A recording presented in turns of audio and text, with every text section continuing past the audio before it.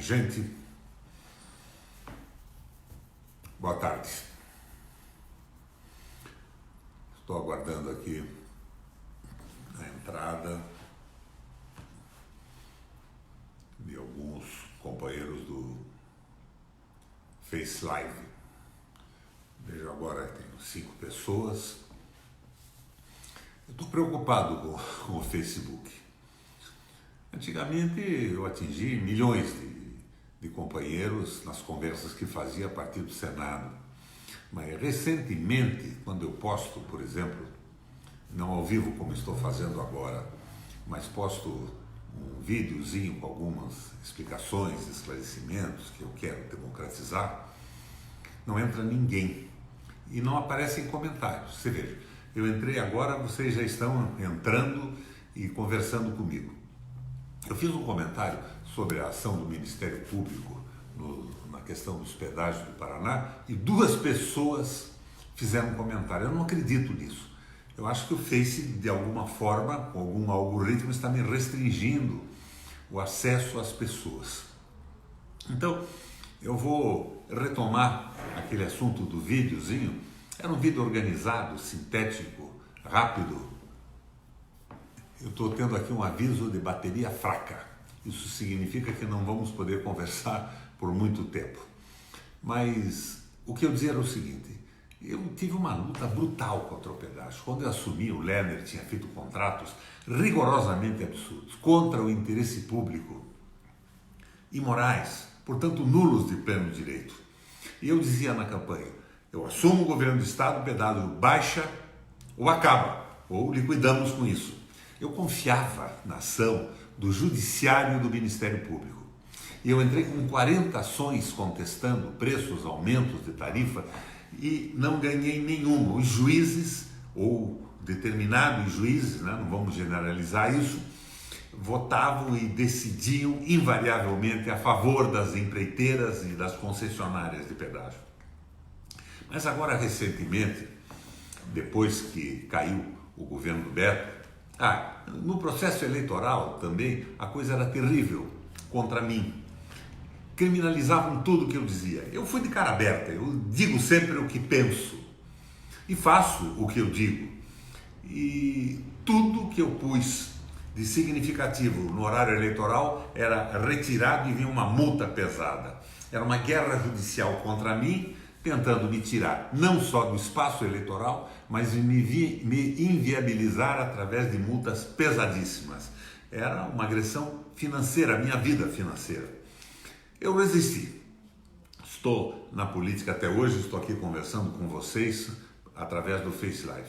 Mas posteriormente, quando os escândalos do Beto eram tão grandes que ele acabou caindo nas malhas da justiça, e hoje provavelmente vai pegar aí 30, 40 anos de cadeia, já foi preso 2 ou 3 vezes, o Ministério Público começou a fazer insinuações de que o escândalo do pedágio, a cumplicidade entre o governo, os governos e as empreiteiras, as concessionárias, também existiam no meu governo.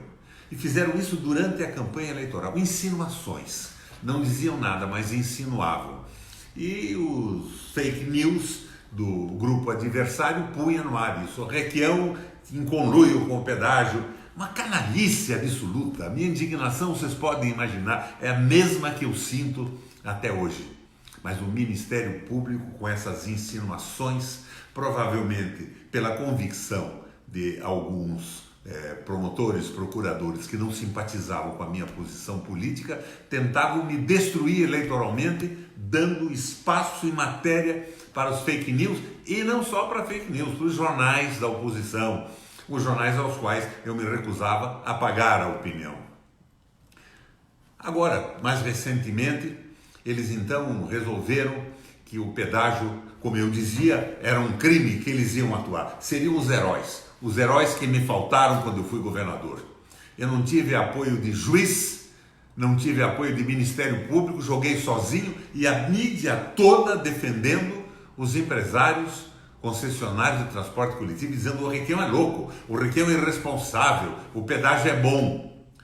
O preço não era bom. O pedágio é uma maneira de administrar uma estrada. De qualquer forma, a iniciativa privada participa disso através da contratação de empreiteiros pelo Departamento de Estradas e Rodagens dos estados e a mesma organização a nível nacional. Mas eles então descobriram que o pedágio era criminoso, que o preço era absurdo e fizeram um acordo com os empreiteiros. O acordo levou à redução da tarifa para não serem penalizados, para não irem para a cadeia, para não serem processados. E no acordo do Ministério Público, pasmem os senhores, não estava incluído fazer as obras pelas quais eles tinham recebido ao longo de anos e não tinham realizado.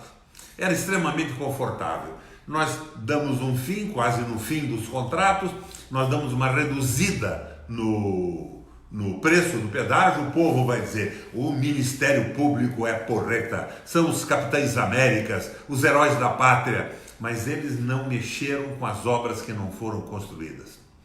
E de repente, não mais que de repente, um juiz anula isso tudo. Então, eles verificaram que mesmo nesse acordo, que eu acho absolutamente imoral, que eles fizeram, porque não incluía a realização das obras que foram pagas pelo pedágio e pelo aumento do pedágio, foi um acordo extremamente confortável, um acordo de pai para filho do Ministério Público com os empreiteiros do pedágio.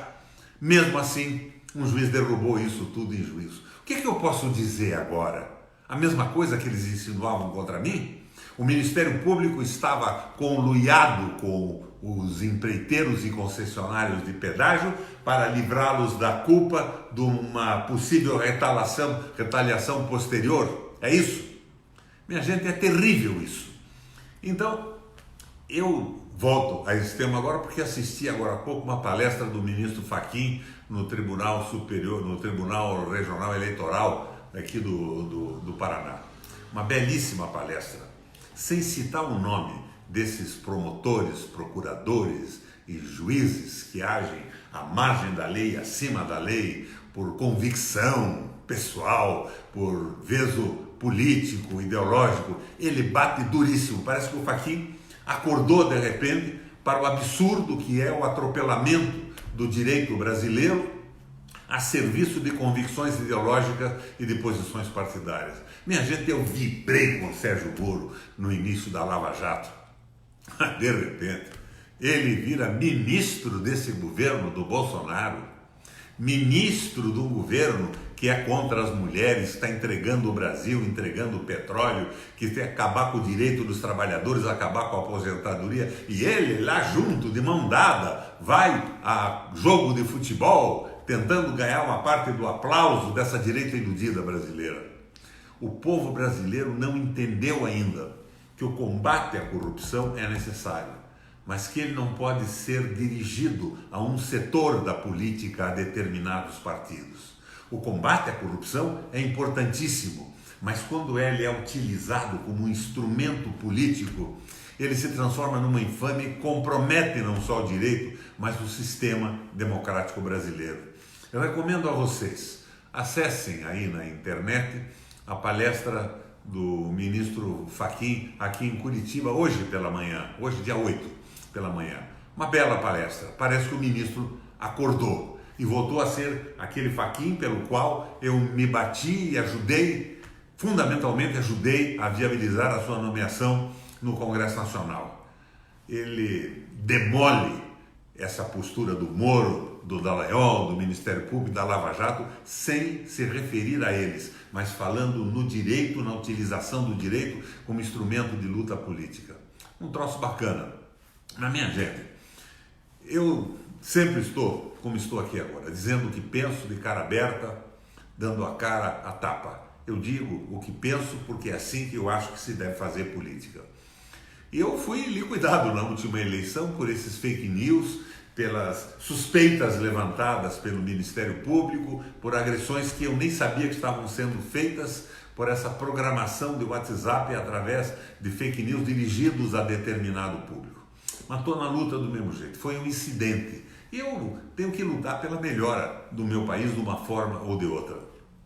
Durante o período que eu fui governador, o Ministério Público, em parceria com a Joyce Hasselman, inventaram uma história de que as famosas televisões que eu pus nas salas de aula tinham sido objeto de um processo de corrupção.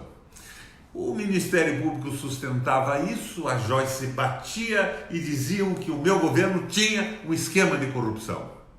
Anos depois, o Ministério Público arquiva porque não havia uma única irregularidade, mas eles serviram-se de apoio para que a minha oposição batesse no governo com infâmia, com calúnia e com difamação. Então é isso, minha gente. O combate à corrupção não pode ser usado para fins ideológicos. A democracia tem que viver nessa pluralidade. As pessoas têm que entender que alguns políticos servem ao povo, outros servem à barbárie, à concentração de renda, ao domínio de oligarquias financeiras e de bancos, ao capital financeiro. Isso acontece no mundo inteiro, eu já tenho falado sobre isso. Se vocês acessarem a minha página, o meu Facebook, encontrarão vários discursos extremamente bem articulados em cima dessas denúncias. Mas o que eu queria dizer para vocês agora era isso que eu expus. Ao mesmo tempo, ver o meu espanto. Como é que eu coloco um vídeo no Facebook e o Facebook não o expõe para ninguém? O que está vendo? Será que o pessoal do Facebook se transformou numa banca para tirar dinheiro? Eles entram com aviso. Você pode conseguir 9 milhões de acessos a pessoas desde que pague R$21.500, 9 mil reais. Eles enlouqueceram. O Facebook não tem mais nada de democrático, não é um espaço para a gente conversar, porque eu converso como vocês, o acesso é restrito. E eu só vou avançar se eu pagar somas rigorosamente fabulosas, que vão para onde? Lá para o Zuckerberg, nos Estados Unidos. Minha gente, nós precisamos ter um instrumento democrático de comunicação à disposição de todos os brasileiros. E se eu estou enganado, o Facebook que entre em contato comigo e me explique por que eles fazem os nossos companheiros, os nossos parceiros, desaparecerem da noite para o dia, da nossa página, das nossas Face Lives. Um abraço a vocês. Ficam aqui as denúncias, de cara aberta, dizendo o que penso. Um abração.